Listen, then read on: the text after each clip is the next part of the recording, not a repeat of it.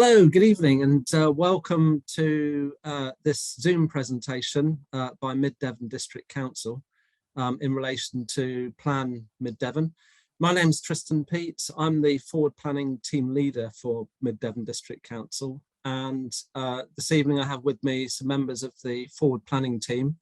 What we're going to do is do a presentation which will last about half an hour to help explain a bit more about the work that we're doing for a brand new local plan covering the district of Mid Devon. And this evening's presentation has a specific focus about housing. One of my colleagues, Aaron Beecham, who is the council's principal housing enabler, he will come in partway through the presentation and talk you through a little bit more about housing need in Mid Devon and the different types of homes that we need for the district going forward. So thank you ever so much for coming along. I'm just going to go on to the next slide. So just a general bit of housekeeping. We've put you all on mute to start off with in the meeting, and we've disabled the chat function and be able to share screen so that the meeting hopefully can run smoothly. At the end, there'll be an opportunity for you to ask questions, and to do that, we've got a little thumbnail there if you can read it, which on the toolbar at the bottom of your screens, there is a button that says reactions, and if you press that, then you'll be able to raise a virtual hand, and we'll be able to see that, and then we can call you in so that you can unmute yourself and be able to ask a question. So we hope you enjoy the meeting and that you find it informative. And at the end, we'll happily try and answer any questions that you might have. If there are questions that we can't answer, then we'll take those away, and then we'll either post them on our website or try and get back in touch. We can take the details to do that. So without further ado, I'll crack on then with the presentation. So we have a current local plan for Mid Devon, which is called the Mid Devon Local Plan Review. Sorry to interrupt you there, Tristan. We're not seeing the presentation at the moment. Oh, I do. If you could just try sharing your screen again. Right. I do apologise for that. Are you seeing it now? Can I just check? Yes. Thank you. Right. Okay. Sorry about that, technical hitch, but anyway, we're back up and running. So this slide then is about the current local plan that we have for Mid Devon.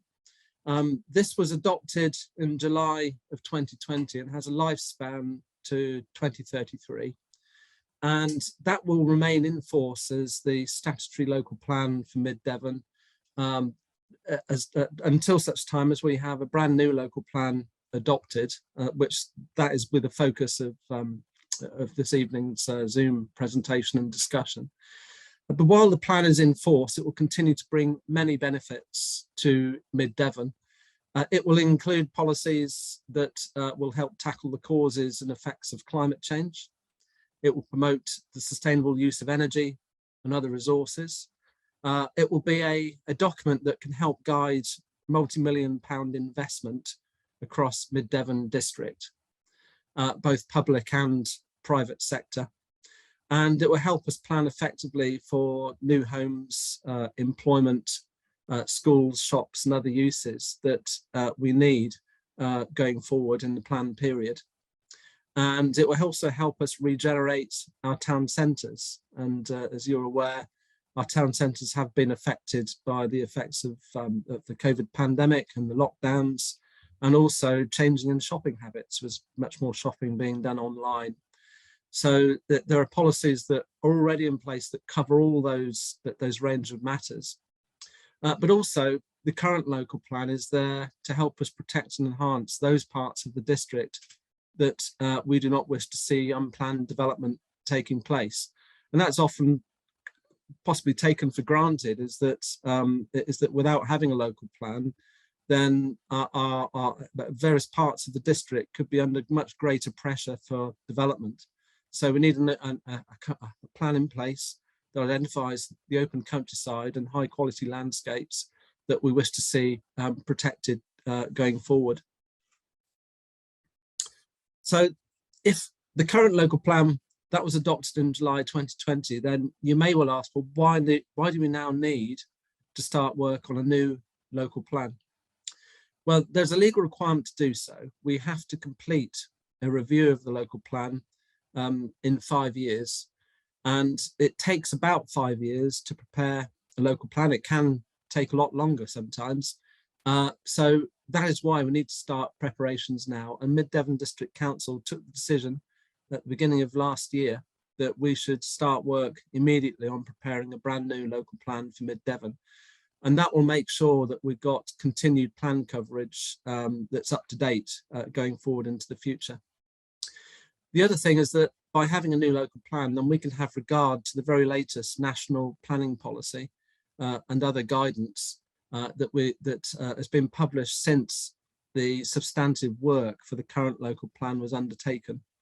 So we have a national planning policy framework that, for example, that was published in July of last year, and that postdates much of the work that was done for the current adopted local plan.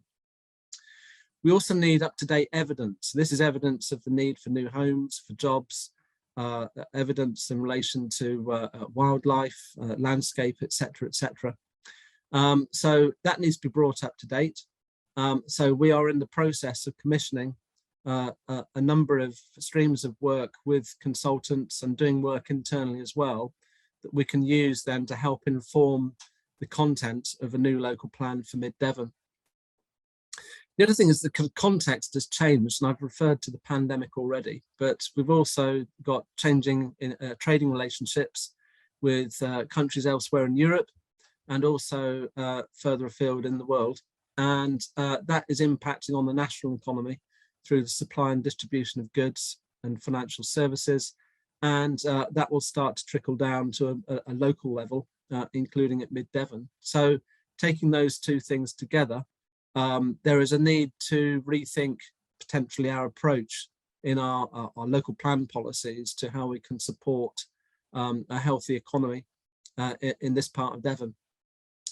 In 2019, Devon County Council declared a climate emergency, and other district councils in Devon have signed up to that declaration. So there is a commitment that tackling the effects of climate change and adapting to it and moving to net zero carbon, that is recognised as being one of the top priorities for many of the local authorities in the county. So in doing a new local plan, we can have regard to that declaration, and I'll come on to that in a moment as to its significance. The other thing is that there's been an Environment Act that's come into place, a brand new Environment Act, and there is now a requirement to implement biodiversity net gain. So essentially what that is that on our development sites is that we look for a minimum net gain of 10% in biodiversity on those sites, or where it's not possible on site, then that is provided off site. So this is something new that we need to get to grips with. We don't have a current local plan policy to be able to implement that. So we need a new local plan to do so. The other thing on the slide is planning reforms. Now, about 18 months ago, the government published its white paper with some outline proposals indicating intent to do quite a fundamental reform to the planning system in this country. And that also includes how local plans are prepared.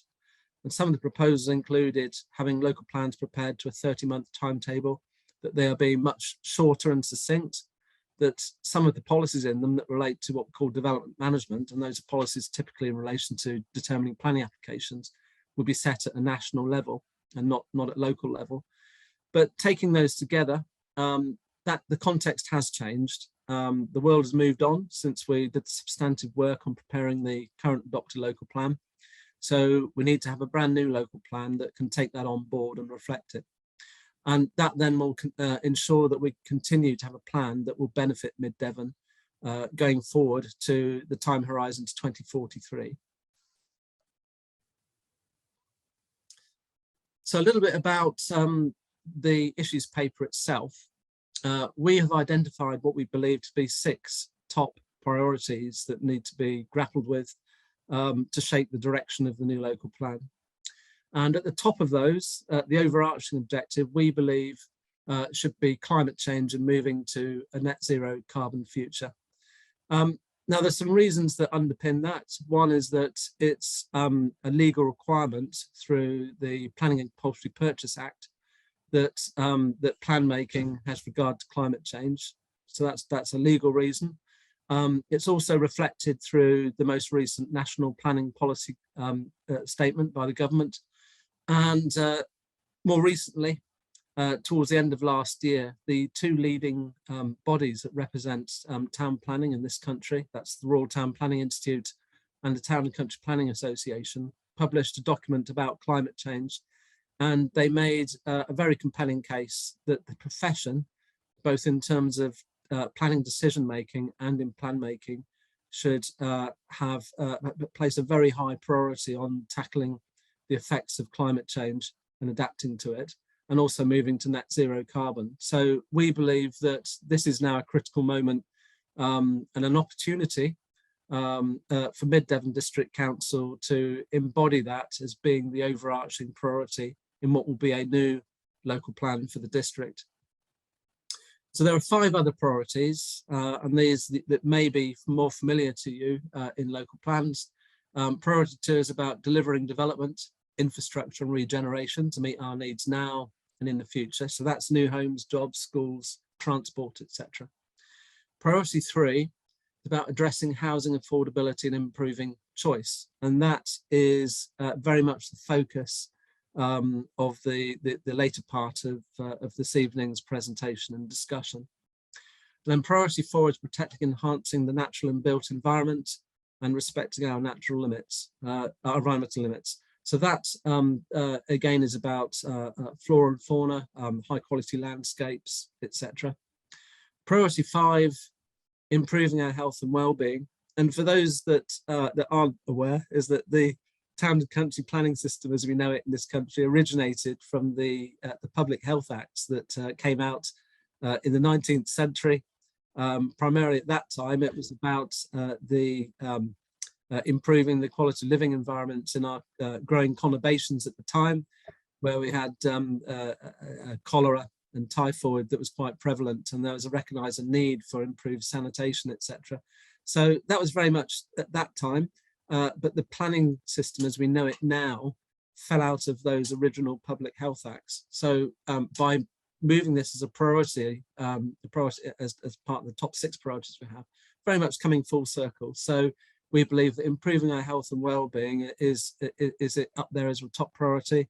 And it's about quality of environment. It's also about open space, access to be able to go out to outdoor recreation, indoor sports, also growing space as well, allotments, and fruiting trees in our green spaces, all those sort of things that contribute towards a healthy lifestyle. We want to reflect that through the new local plan. And then priority 6 is in recognition that Mid Devon is predominantly a rural district. So it's not all about the 3 main towns. It's the very significant area outside of those, which is rural. So it's about supporting rural vitality and a prosperous rural economy. And we have got quite a lengthy chapter in the issues paper that is very much about that, asking the question about the sorts of employment uses that should be considered acceptable in the countryside, but also about should we be allowing some more flexibility about allowing some limited number of homes in the countryside where there is local housing need. Currently that we do have some flexibility, but is it flexible enough? So that's some of the questions that we've asked in the issues paper. So the focus of this evening then is very much about priority 3. And so my colleague Aaron will come in a few minutes, and he will take you through some aspects of that in relation to the issues paper. Then alongside those 6 priorities, we have 17 chapters that explore those priorities further. And then there's a number of themes and matters relevant to the future planning of Mid Devon that are part of those. So what I'm going to do then is hand over to Aaron. Here's our principal housing enabler and also a policy officer. So he's based within the forward planning team, and he will talk you through more sort of specific matters in relation to housing in Mid-Devon. Aaron, I'll hand you over at this point. Thank you, Tristan, and good evening, everyone.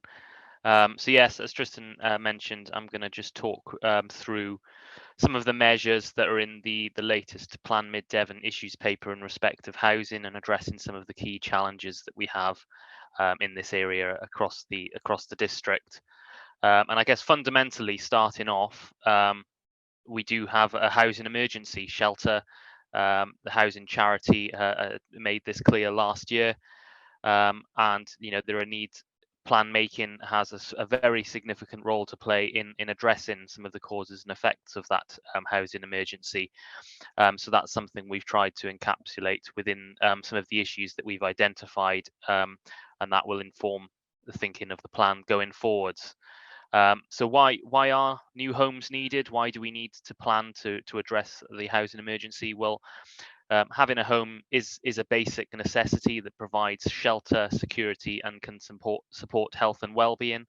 We know from information from Shelter that 17.5 million people nationally are currently trapped by the housing emergency, and that has a whole range of effects. And fundamentally, the high cost of housing is at the heart of this crisis. And when you look at that situation at the local level in Mid-Devon, we know that in 2019, full-time employees in the area can expect to spend around 9.3 times their average earnings on purchasing a home. So this is already significantly higher than the England average of 7.8 times their earnings. So it's a real acute issue in Mid-Devon that we need to address through the new local plan. And we also have a wide range of other challenges as well. Mid-Devon does have an aging population, and some of our population projections indicate that some of the biggest rises in future population growth across the district will occur amongst older people. So we need to plan positively to meet those needs and make sure we're providing a diverse range of different types and tenures of housing going forwards to meet local needs. Next slide, please, Tristan. So what can Plan Mid-Devon do to respond to the housing emergency and address the challenges that it brings? So it can and will seek to meet evidenced local housing needs based on robust and proportionate evidence, which I think Tristan mentioned we are in the process of preparing at the moment. It can provide a range of different types and tenures of affordable housing, including social rent, but also affordable rent, shared ownership properties, community-led housing, first homes, and it's important that a range of different types and tenures are provided. It can also provide homes to support the private rented sector, and we'll touch on that a little bit later on. And fundamentally also seeking to diversify the local housing market in Mid-Devon, ensuring that there is greater variety and choice coming forward across the district, and creating a much more inclusive and balanced housing market. Next slide, please, Tristan. So one question that we get regularly when planning for new homes in the area is who are all these new homes for? Where are all these people coming from? We did undertake a survey of newly built homes across residents of newly built homes across the district last year, and I think we are due to repeat that process this year as well. And that highlighted some really important findings. So 63% of moves to new build homes in Mid-Devon are from within the district. So we know that we are meeting local needs.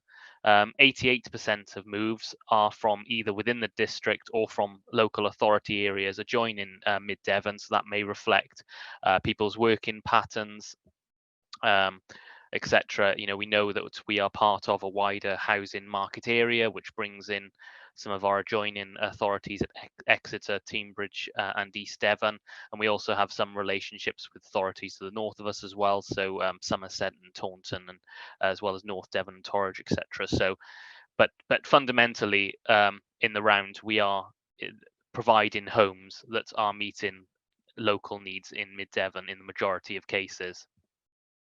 In terms of tenure, the majority of tenure in new build homes rests in home ownership, and in comparison, the household's previous situation, in comparison to the household's previous situation, we're only 57% who are in home ownership. So as well as meeting local needs, we are directly facilitating people into purchasing a home outright and moving out of rented accommodation.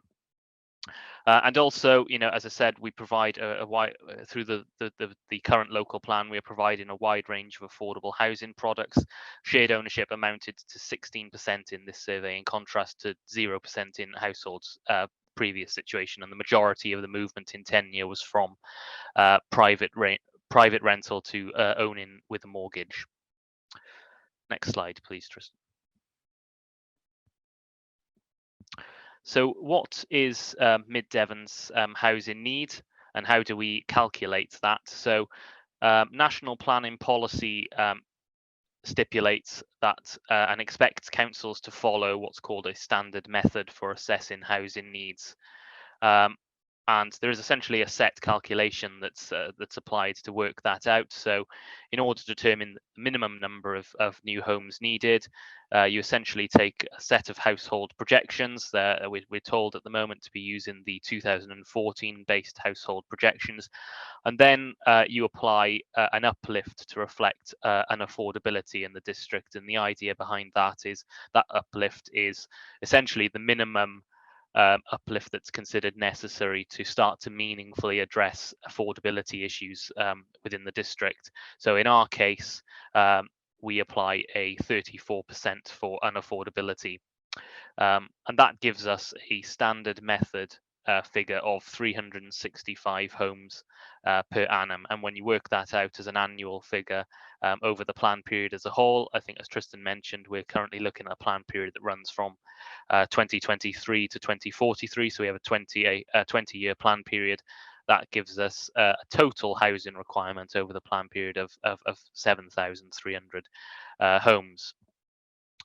But as I said, the annual figure that government policy expects us to meet is 365 homes per annum. Next slide, please. So in terms of that number, that is inclusive of all types and tenures of new homes that we'll need to plan for. Clearly, fundamentally, I've mentioned already that affordable housing needs is a really key issue in Mid Devon. Access to housing for those on lower incomes is only likely to be achieved through the provision of defined affordable housing at below market rent or price levels. So we need to ensure that the planning process is providing those homes for those people in need. And as is currently the case, the majority of new homes are built as a developer contribution on open market schemes. So essentially our current local plan requires a percentage of housing to be provided as affordable, with the tenure and type to be informed by what the need is. At the moment, it's between 28 and 30% there's between a 28 and 30% requirement to provide affordable housing on schemes, and that's something that we'll look at again through Plan Mid Devon. I think we are asking some questions about how best to meet affordable housing needs in the district, and welcome your views on that. But that will be something that gets factored into the next stages of the plan making process, having regard to the latest affordable housing needs evidence and viability evidence as well. Next slide, please, Tristan. Another type of homes we mentioned earlier, the need to support the private rented sector. So build to rent homes, we have some measures within the issues paper around how we can support the provision of build to rent homes. We know that rising house prices and restricted access to mortgages and decreasing supply of affordable housing means that 4 in 10 young people rely on the private rented sector to meet their housing needs, and this is double the rate of the previous generations, and is only likely to increase.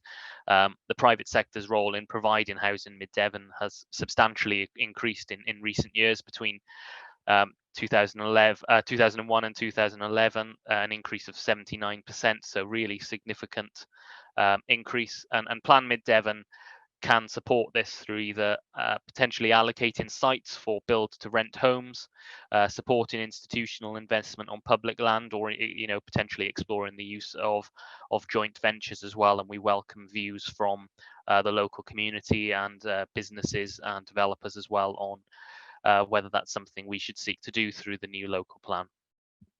Next slide, please, Tristan.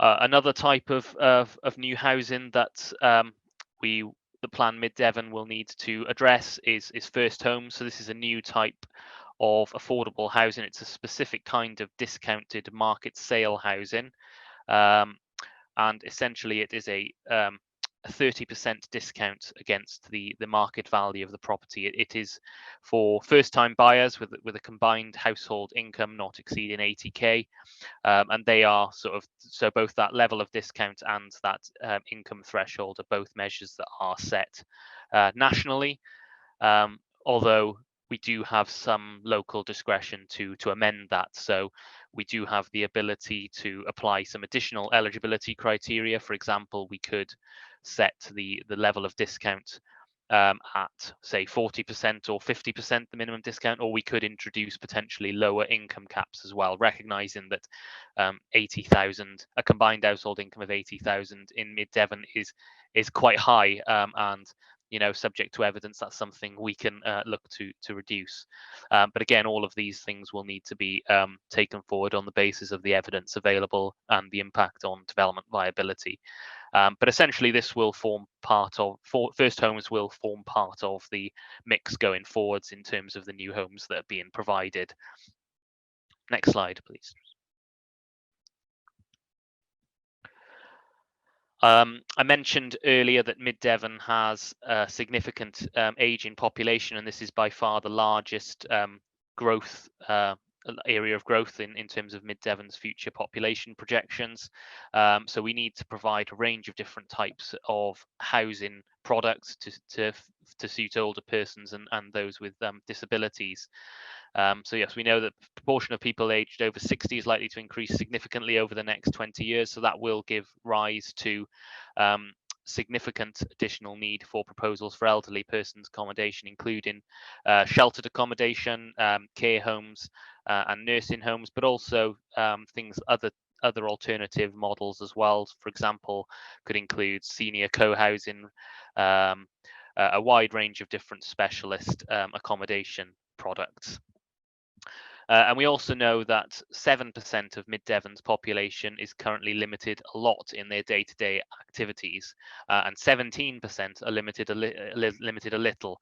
And in general, care needs do increase with age. So again, we can expect that to increase fairly significantly over the next 20-year period. Again, 20.3% of households include a member with a disability as well. So we need to ensure that we are providing a range of homes that are adaptable and accessible for all, and that's the housing market in general is inclusive. Next slide, please.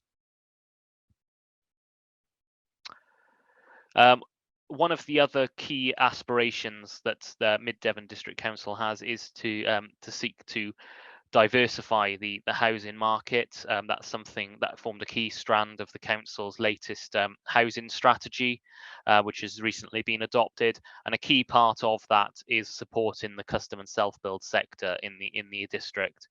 So for those that aren't aware, custom and self-build is essentially a spectrum of different products whereby the occupier is involved in key decisions into the design and layout, etc., of that of their home.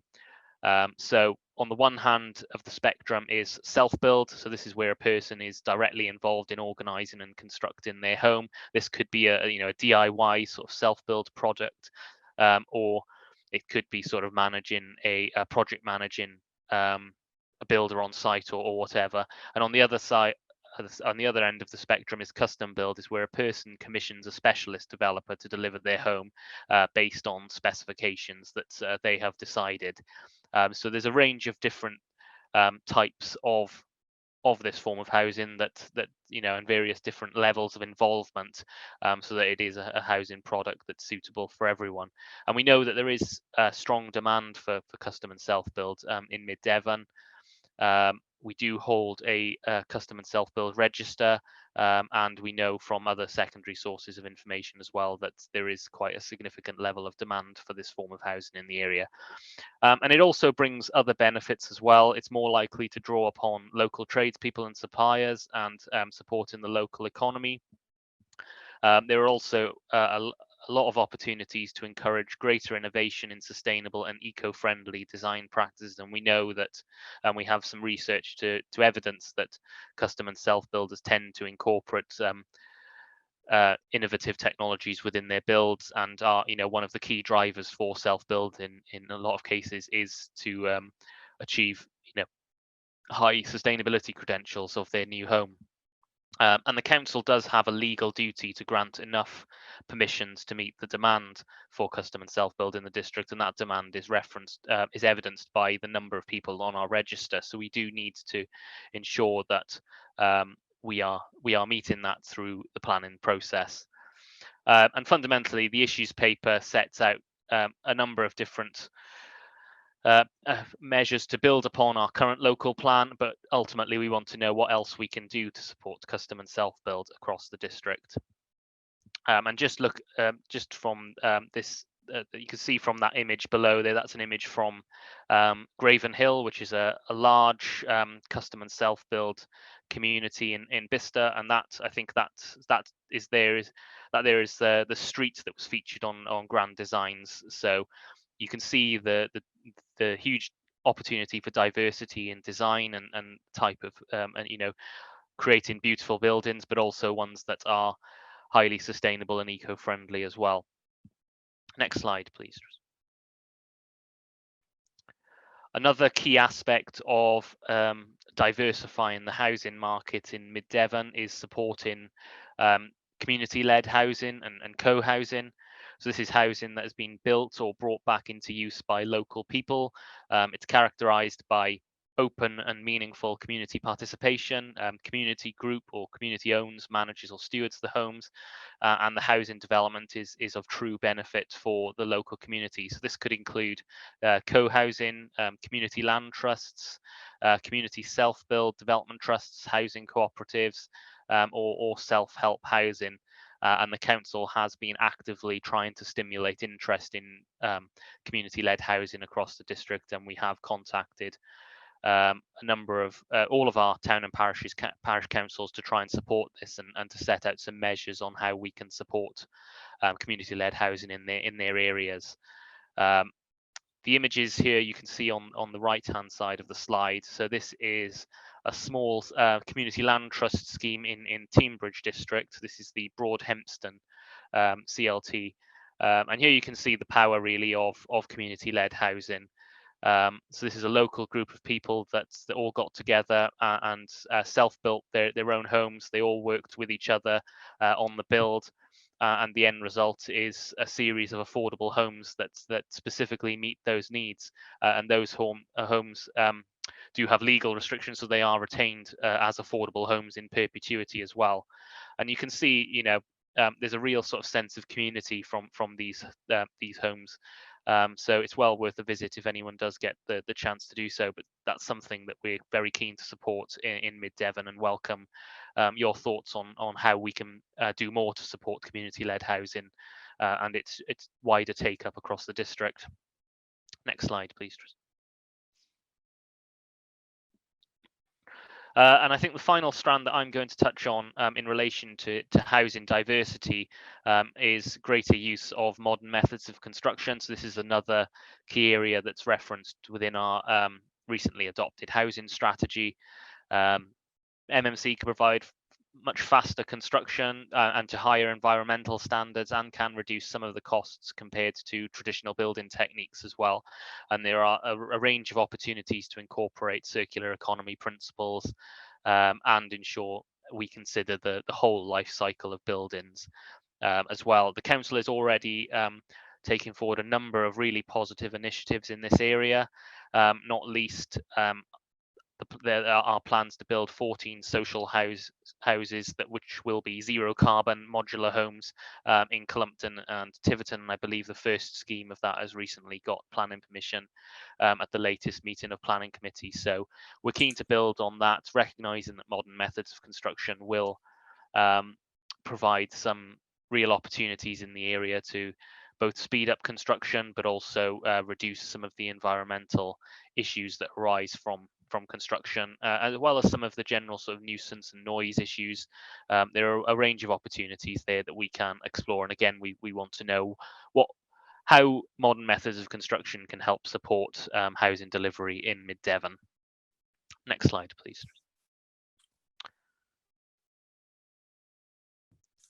So one other measure I just wanted to touch on, and again, we welcome your views on this. We do have a section within the issues paper on One Planet development. So this is defined as development that through its low impact either enhances or does not significantly diminish environmental quality. So this is a fairly innovative policy that has been introduced in Wales and has been in operation for some time now. It could be, it's essentially a planning policy that permits small, could be single dwelling or land-based enterprise, or a small group of dwellings or smaller planned community, for example, as a kind of low impact land-based development. There are some very strict requirements on that, so it's quite rigidly controlled through the planning process. There will be very strong tests to ensure that the development will be low impact, i.e. carbon neutral. Those occupiers will be growing a high proportion of their own food, generating their own power and dealing with waste, and have a land-based business that meets minimum financial needs as well. And there are also a range of other sort of ecological impact assessments and so on as well that would need to be taken into account.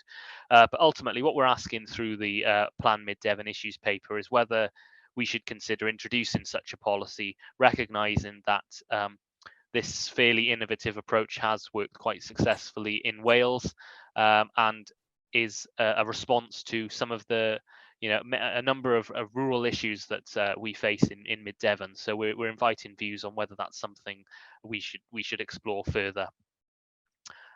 I think that's all from me now. I think I'll hand back to Tristan at this stage for the remaining few slides, and then happy to take any questions from there. Thank you, Aaron. I'll just pick up on another aspect of housing. It's housing for gypsies and travellers, and gypsies and travellers form part of the community in Mid Devon.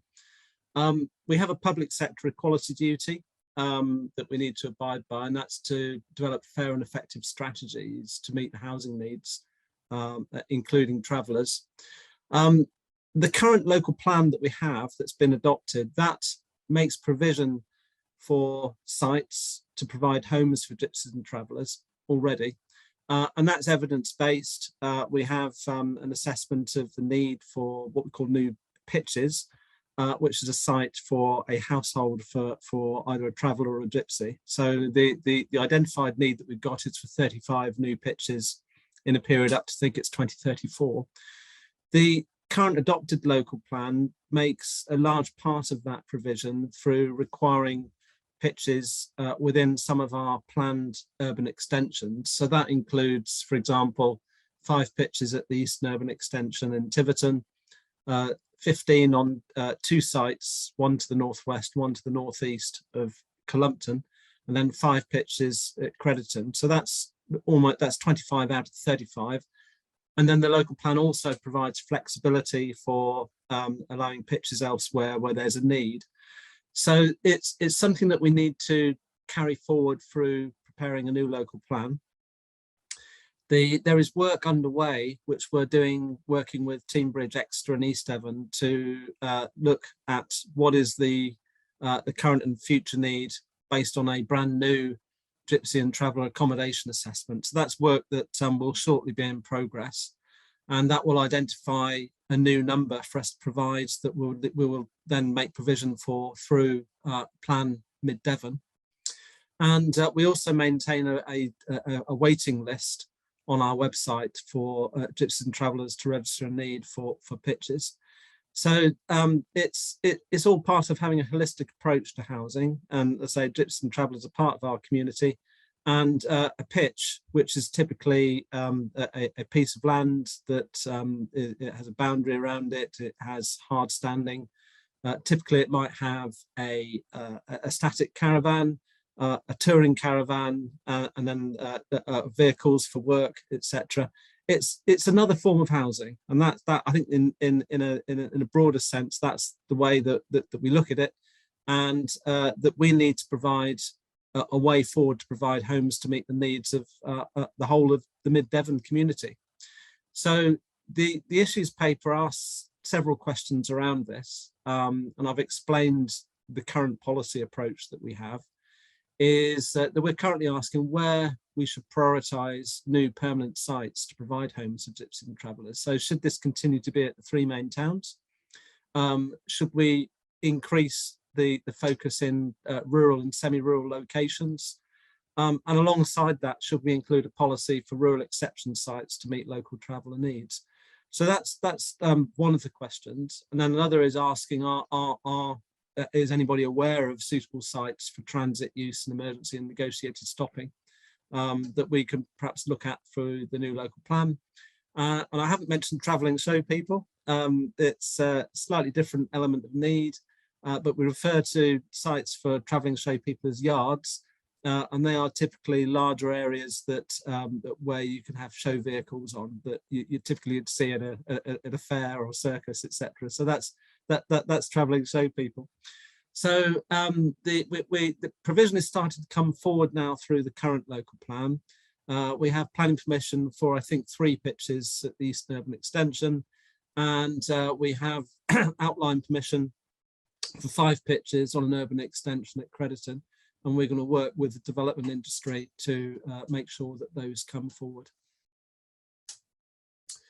So I'm just going to come back now into the issues paper itself and what we're consulting on. So there are 3 documents that where there's an opportunity for you to comment on.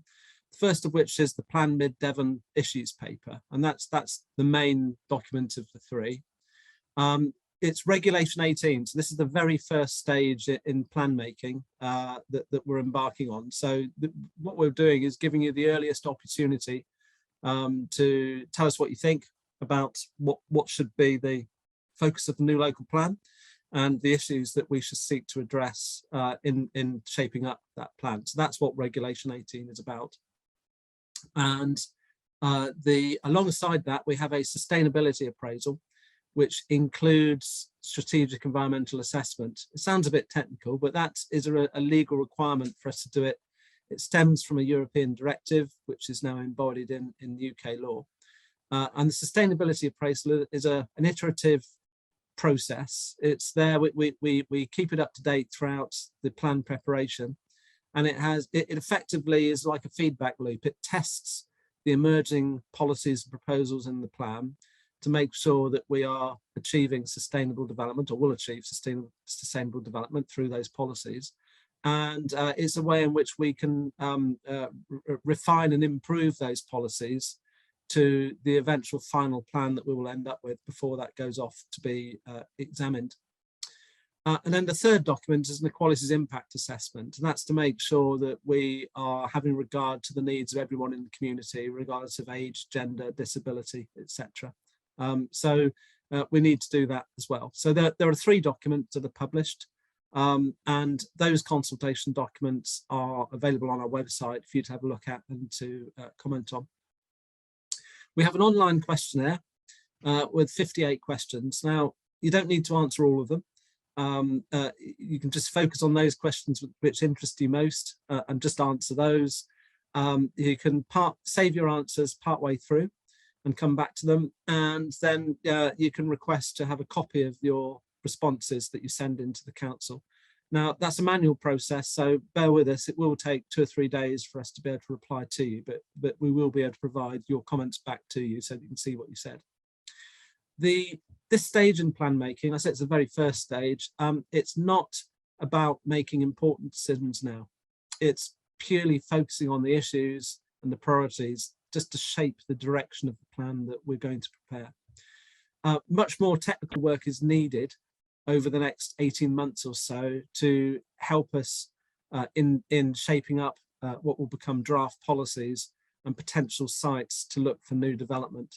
So that includes, for example, a local housing needs assessment, which will provide much of the information around the issues that Aaron has explained to you. So we'll know about what the numbers of affordable homes that we need to provide, the different tenures of that, the level of need for accessible housing and adaptable housing and special needs as well. So that is a key piece of evidence that it's nearing completion.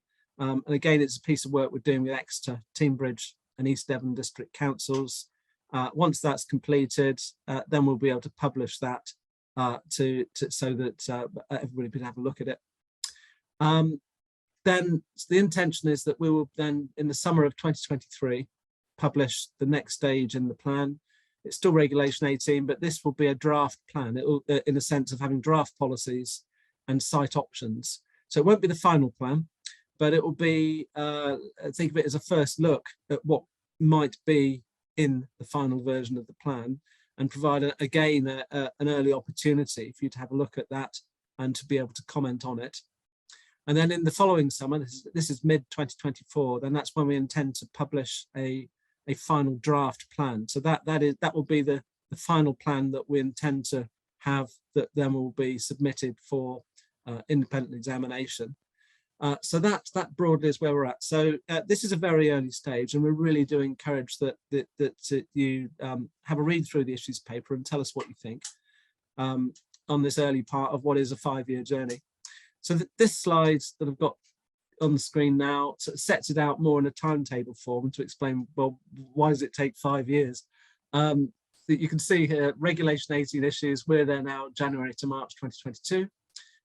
The draft policies and site options, which, as I say, is a first look at what might go in a plan, is June, July 2023.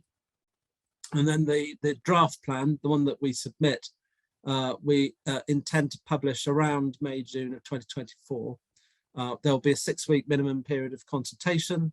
And then once we've got those consultation responses back, we'll summarise those, and those will be submitted to the Secretary of State, along with the sustainability appraisal, all of the technical evidence we have, and the consultation responses we've received, then to be part of the independent examination. And the examination will be undertaken by a planning inspector that will be appointed by the planning inspectorate. So that's not something we do, that they appoint. And the examination process, we think, will take place in the late part of 2024, running into 2025. I think that as with most local plans, there may be a need for some main modifications to be made at the request of the inspector. But we believe that there is a prospect that we can have the new plan adopted in July 2025. So that's the 5 years that we've had to prepare it. So a bit about the consultation then. It's an 8-week consultation. So we've done 2 extra weeks over and above the statutory 6-week minimum. The closing date would be the 28th of March, in which comments must be made and received by the council. And all of the information about the consultation is on our website. That is www.middevon.gov.uk. So that includes 3 consultation documents that I've explained.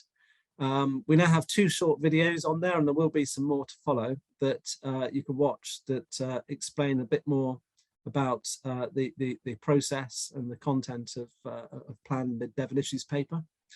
We also have story maps, which is, think of it as like a Kindle version of the issues paper, where you can open the document up, and you, because the mouse, you can scroll down, and as you scroll down, the pages change, and so do the images that accompany those pages as well. So that's a bit more interactive. And I've mentioned the online survey where we have 58 questions. So you don't have to download and print off the questionnaire as we've probably done in the past. It's all online, and you can fill it out online on your computer or your mobile phone or tablet, and then be able to submit from that. We have a presence on Facebook through the council, so we'll be keeping updates posted onto Facebook to keep you informed about progress of Plan Mid Devon over the coming months and years. And presently, what we have in terms of online events, well, this is the last of 4 online Zoom events that we've had. So we've had 2 general public ones, and which just look at the more generally about Plan Mid Devon. And then we've had 2 topic-based focused events. We had climate change on Thursday of last week, and this evening is about housing. And we also have, now we've got arrangements in place for 3 drop-in events, one at Tiverton, Clumpton and Crediton, and details for those are on the Plan Mid Devon webpage. I wasn't able to put them on the slide when we had them because the details have only got up, but I can just very quickly tell you.